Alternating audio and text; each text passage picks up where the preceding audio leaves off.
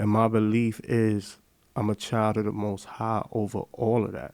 To me, that's way better than anything. You know what I mean? So I stick with that. Whether people might see it as delusional or whatever, like, this is my belief. This is who I put my faith in. When I studied my lessons and I just studied things, as you can see, even though Joseph served the same God that I serve, you know, the God of King David, we pray to the same God. The same brothers that believed in the same God that he served, prayed to the same God that he served, you would think are the same people that did him dirty. He went through some trials and tribulation in Egypt, but overall, as you can see, Lord, this how you made me in the heavens. I know I did some dirt and I ain't innocent. In isolation as I reminisce, the real reason you niggas switch, it was all about the Benjamin. It's up. Hey, what's going on, guys? I'm hoping everybody is blessed. I want to thank everybody for coming back to the podcast, K74 podcast. I want to discuss about the firstborn child, but I want to open up with another topic. This is only for people that's like-minded like me.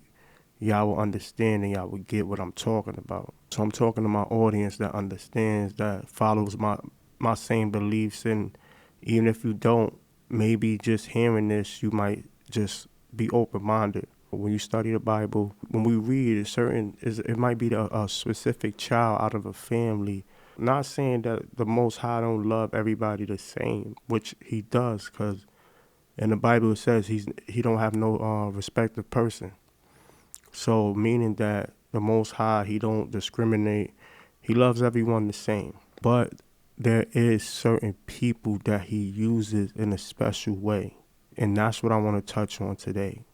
I could start with King David, for example. You know, he sent Samuel to go pretty much anoint King David. In the biblical days, it was usually the firstborn child who was blessed, you know, or will get that favor. When you look at Abraham, Jacob, you know, but things changed up. Now that I mentioned Jacob, that's when things you seen things changing. Jacob received the blessings, which was supposed to be for Esau. As you go further, you know, like I said, then you see King David. He wasn't the eldest, but he still got favored by the Most High, even though he wasn't the oldest. This is the perfect time to go into this clip that kind of explains it a little better than what I'm saying. So right now I'm going to go into the clip. How it goes. Yeah, so everything about this, the customs are the firstborn son, primogeniture is what it's called. Like the firstborn son always gets the stuff. The firstborn son is always the one that is going to carry on the name, gets all the inheritance rights, gets the double portion. Everything about that is like, of course, it's going to be whichever one comes out first. That's the one. And God comes and says, no, it's going to be the underdog. It's going to be the weaker. It's going to be the later, the younger. That's the one that's going to get it. And you think through all of the Bible, and what do you find? Like, how many firstborns are the ones that are like, oh, they got the pole position. This is the one that God is working through. And this is really sad news for firstborns out there. Because it's not a lot, right? Yeah. It's when Adam's children. Is it Cain? No, it's not. It's not, and it's not Abel either. It's going to be Seth. When you jump to Abraham, it's not Ishmael, it's Isaac. When you jump to Isaac, it's not going to be Esau, it's going to be Jacob. When Jacob has his sons, it's the fourthborn, Judah, that's going to carry on the promise. It's, you know, David is not a firstborn, Solomon's not a firstborn. You walk through the story of redemption and all the lineage of Jesus, and you're hard pressed to find firstborns in that. Why? What is God doing? Why does he do this? I mean, it's kind of the gospel. The undeserving get what the deserving should get. 100%. When Jesus tells the parable of the prodigal son, what is that all about? Yeah, the younger son messes up the whole time and then gets rewarded for it, it seems. And the older son, we're left at the end of that parable being like, how did he respond? Yeah. So, the firstborn's like, what in the world? He blew it. He was out wasting all the inheritance. I should get it. I'm the firstborn. And Again and again throughout the Bible, God's like, no, it's to the far off, it's to the outcast, it's to the undeserving. And by the way, as a firstborn, you can be that, but you have to humble yourself and recognize you don't deserve it. Yeah. Right? So Jesus will be described as the firstborn of all creation, who earns and deserves everything, right? And what does he do with everything he's earned and deserved? Sacrifices it. He gives it away. Like that's the path to God. And So as we see, them brothers explained it much better, so we can get an understanding. So what I want to say is, when you look at Joseph's story, and how his brothers got jealous of him and pretty much, sold him into slavery, was even thinking about killing him, you know what I mean, because of jealousy, because the Most High had favor. And, like I said, the Most High loved everybody the same. It's just he uses everybody in a different, special way. So they got jealous of him. Their father understood that he had a child that was gifted, more gifted than the others. And that's what I want to touch on. I want parents out there to, understand your children. Understand if your child has a gift, from the Most High. Jacob, he knew his child had a gift. So what he did, he added on. He guided it. You know what I mean? He was guiding him through.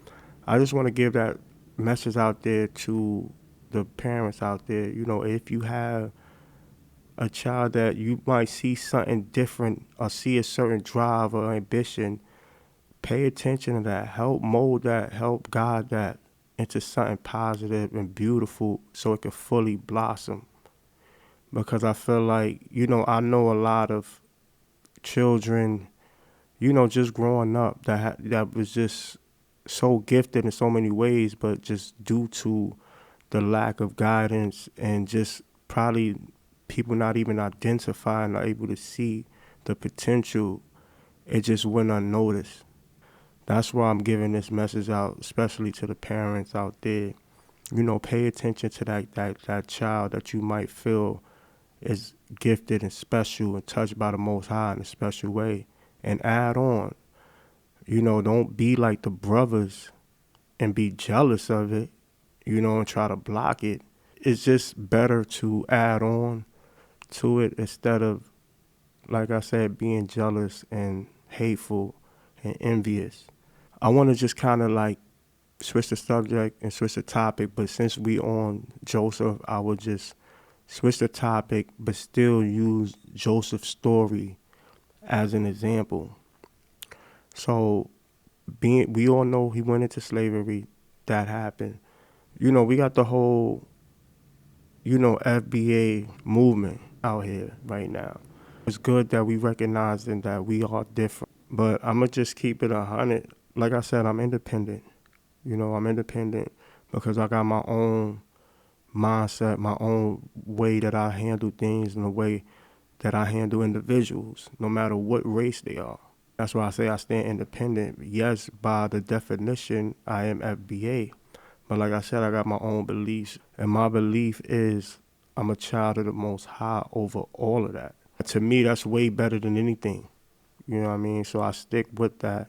Whether people might see it as delusional or whatever, like this is my belief. This is who I put my faith in. When I study my lessons and I just study things, as you can see, even though Joseph served the same God that I serve, the God of King David, we pray to the same God. The same brothers that believed in the same God that he served, prayed to the same God that he served, you would think are the same people that did him dirty. He went through some trials and tribulation in Egypt, but overall, as you can see, the Most High allowed Pharaoh to bless him and put him in charge of the whole kingdom, basically. You know what I mean? So, like I said, I serve that God. So when you serving a God like that, you can't be try to be hateful with any nation. You get what I mean? Because As you can see, we know the Egyptians, the Pharaoh, they serve their own gods. And just like we know, the Most High know it too. But as you can see, it didn't matter when it came to him using the Pharaoh to bless Joseph. In return, Joseph blessed Israel and his family. I just want y'all to get that message and just understand that everybody's not your enemy, and you never know who the Most High might use to bless you. So you just got to just keep that in mind. It says, you bless the Most High's children. Those that love him, you'll be blessed. The Pharaoh blessed Joseph, Israel, and you seen what happened. It said that things ran smoothly, when the Pharaoh blessed Israel. So, and that's what it speaks of, you know what I mean? That's what it means when it said you bless Israel, you'll be blessed. You curse, you'll be cursed. You see, the Pharaoh, he blessed Israel. So therefore, he was blessed. And that's why I speak on, bless those that the Most High, that you feel like he put here and just gave them a special gift to bring to the world. You know what I mean? And that's all Joseph had. He was a vessel that the Most High used in a certain special way. So that's pretty much what I wanted to talk about today. Yeah, and I want to just thank everybody that's been, tuning in. Like I said, you guys, I'm going to just keep it going and I'm going to stay consistent. So with that being said, I'm out of here. Do what it do.